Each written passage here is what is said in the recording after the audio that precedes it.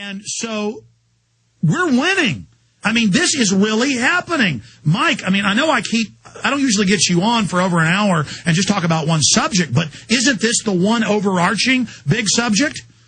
Yeah, I would agree. I mean, I'm seeing all the signs that the federal government cannot sustain itself much longer. And I think the state governments need to start making serious plans, contingency plans, on moving themselves and their economies forward in the event of a collapse of the federal government. And they need to start looking at issuing their own currencies. They need to make those plans now. They can't wait until the collapse is upon them, because then it's going to be panic and there's going to be chaos. If any state governors listening to this, if you're smart, you will very quietly start making your preparations now for the possibility that you may be in a country without a federal government in the very, very near future. Yeah. Super analysis, Mike. I want to blitz through some news and take some calls with you. Hell, I'll keep you the whole rest of the hour if you can do it, Mike, or do you have to get back to the TV show? No, I can stay till the top of the hour. All right, you're awesome, because I got a host of issues I want to go through. Let's play now the clip of Senator Specter and one of his other minions being booed off the stage as well on other issues of health care. So he says, let's do this fast. We got to ram this through. And his own constituents begin booing. Here's Arlen Specter.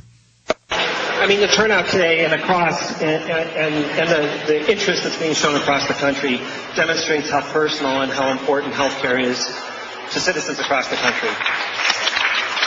Largely, I think people's apprehension about this, about what's pending in Congress at this point, is because they're unsure of what's going to wind up happening. It's a matter of trust and whether or not they're being represented in Congress the right way.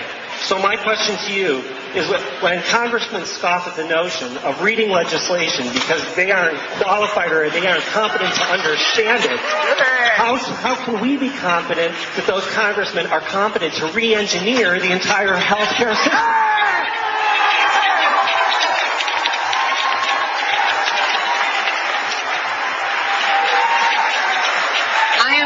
I am not a member of Congress, have never been. That's just a fact. I'm just telling you.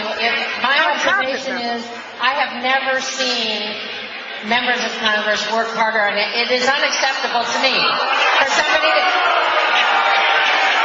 hours and hours and hours. That's the Health and Human Services Secretary, Liz Specter. Read the legislation and tell them to go back and read it. We do. It's available. Hit pause. Here comes Specter. Now, what can they do? They say no one's been allowed to read it. She goes, oh, that sounds reasonable. Make them read it. Because the crowd's going, no, and they look scared. Now, listen to what Specter says, and everybody goes wild. We'll do that after the break, get Mike's take on it. But see, this is why I kept saying we are change and 9/11 truth and all this is so big. As soon as the public saw us, myself going back all these years ago, videotaping my own confrontations, bringing up, once the public learns how to do this, it's over. It's over. So no wonder Bush had people hide with wheelchairs in alleys to run wheelchairs into us and scream, they've attacked my daughter, because they were trying to demonize us, but they've been caught now. So this is so exciting. We'll be right back after this quick break. The people are awakening. Finally in the news this evening, it's being reported that cyber spies from Russia and China have now penetrated our power grid. Even as energy experts are reporting that each summer we get closer and closer to the limits of our nation's power grid, some say that this summer's demand for electrical power may finally push the grid over its edge, creating a cascade of power outages across the country, putting us all in the dark. Are you prepared for the next round of storm-related outages or government-created blackouts? Have you ever thought about taking steps to get off the grid and generate your own private supply of electrical power? If so, this will be the most important information you have ever heard. Solar-powered generators are finally available. They have no moving parts to wear out or break and require absolutely no gas whatsoever. Remember, the government doesn't own the sun, so go to mysolarbackup.com. That's mysolarbackup.com. Check out mysolarbackup.com before you lose your power. All right, here's Arlen Specter coming up, taking the microphone away from Health and Human Services Secretary. And the public doesn't buy his bull for a second. Here it is. My practice, when you have that are 1,000 pages. It contains my tax staff, and we divide up the bill. We have to make judgments very fast. We give about...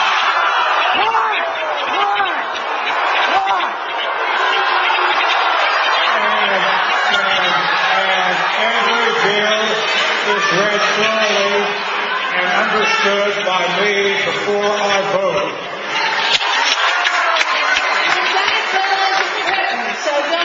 Look at them desperately going, we want to euthanize you. We want government to control you. Hammer and sickle. Foreign bankers rule us. Let us rape you more. No. Now, they're now saying that was staged. This giant auditorium, vast majority booing them. It's all staged. Now, do you have the Cornyn being booed?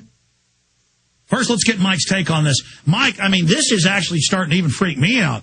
The public is just, I guess once the facade drops, it really drops. I don't think all their Northcom bullying is going to work. What do you say? No, it isn't. Admiral Isoroku Yamamoto made an observation about Americans just before the attack on Pearl Harbor. Said America is a sleeping giant. They're very slow to anger, but once you get them there, watch out. And I think we're there. I think we're really there. I'm listening to these crowds. I have never heard anything like this in my entire lifetime. I think this is definitely the start of the final stage of this government. And again, it's not one policy. It's not one individual. I know Mr. Magic Bullet is up there and they're fed up with his lies. They're just disaffected with the system as a whole. And they're looking at how badly the government has mismanaged everything. They've already run out of money on the cash for clunkers, and they want to take over health care. And the bottom line is what we wanted for health care was to stop spending money on war and spend that money on Americans. What Obama's plan is, we're still going to pay 50% of everything we make to support the war machine and pay more for health care. That's the deal we have right now. And the money to the bankers, $23.7 trillion. People now found out the Fed paid banks not to loan to us to keep the economy depressed so they could consolidate. Folks, this is dangerous. This is serious. And the police are delusional and arrogant. The government is, and they think they've got us. And let me tell you, it is going to be one hell of a collision. Let's go ahead and play this clip of Cornyn. See, the media is making it only Democrats getting booed because they want to make it look like the party in power. No, it's everybody getting booed. This is Cornyn coming to a Tea Party he basically organized trying to hijack it. Now, again, this is the libertarians, liberals, and conservatives saying, no, we don't like you, Cornyn. Same thing happened to Rick Perry. Here it is.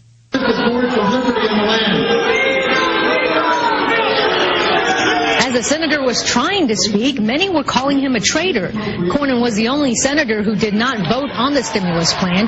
He had previously announced that he will be taking a stand against what he thinks is wasteful spending and unprecedented government growth. The senator even had a few words about Governor Sarah Palin's recent resignation announcement. It's a little hard to know what to make of it. It could be a very shrewd move to allow her to prepare for the 2000. That was the media spinning it. They were booing him over the Trans-Texas Corridor. I think they tried to imply because he didn't vote for the stimulus, they were mad. Like all these libertarians, we want more government.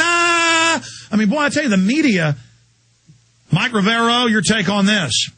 Do you remember during the aborted attempt at a coup d'etat in Iran where the corporate media took pictures of a pro-Ahmadinejad rally and they captioned them as anti-Ahmadinejad, and we caught them on it, and BBC was forced to apologize? We're seeing the same thing all over again. They're hearing all this screaming, and they're trying to say, okay, what do we want to portray the American people are against, and we'll put that label on there. And they're completely misrepresenting what all of this anger is about.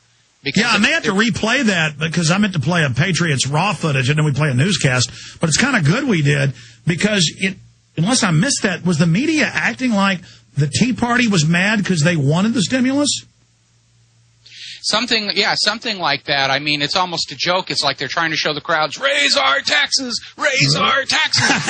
And, listen to this. One time I've been burning UN flags all week long at different events. It was getting on the news, and a local Democrat shows up, burns an American flag, and they put it on the news with close shots that it was me burning the American flag when I was burning a UN flag. That's how deceptive these guys are. Stay there, Mike. I want to get into the other issue of police framing people and take phone calls on a host of issues like the CPS wants cameras in everybody's homes. Period. You got a baby? We're going to watch you with a camera. It's George Orwell on steroids. It's all coming up straight ahead. And Rob Dew's got the name of that TV station that banned the Obama deception.